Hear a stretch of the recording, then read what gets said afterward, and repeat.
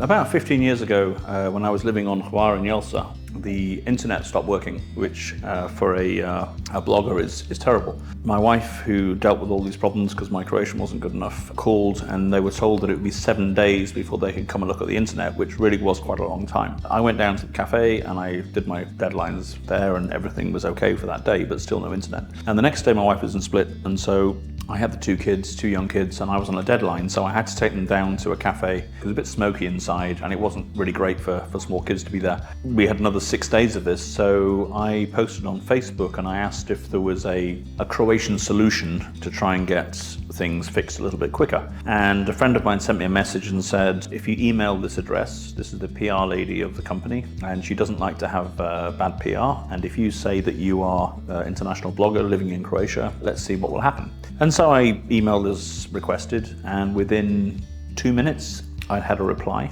with an apology. Within 30 minutes my internet was restored. It was extraordinary. It was the best customer service I've had in my 20 years in Croatia by far.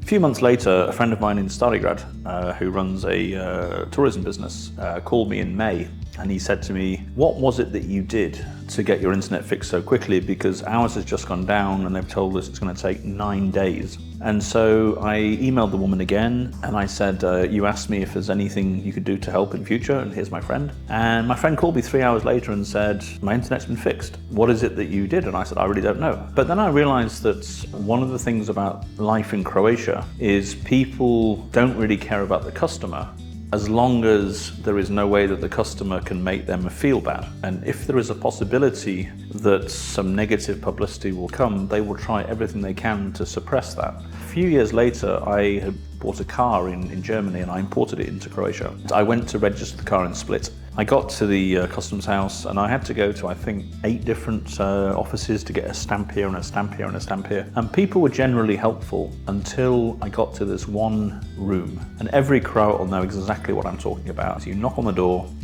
there's no answer, you go in, there's a middle-aged or older official looking at something on the computer, looks up at you, looks through you, goes back to the computer, doesn't say anything. And all you need is a stamp from this person. There's just no communication whatsoever. And I've had this experience so many times in Croatia. In my bad Croatian, I would say, excuse me, I need to have a stamp for this. Can you have a look at this? And he'd look at me and then again went back to his computer.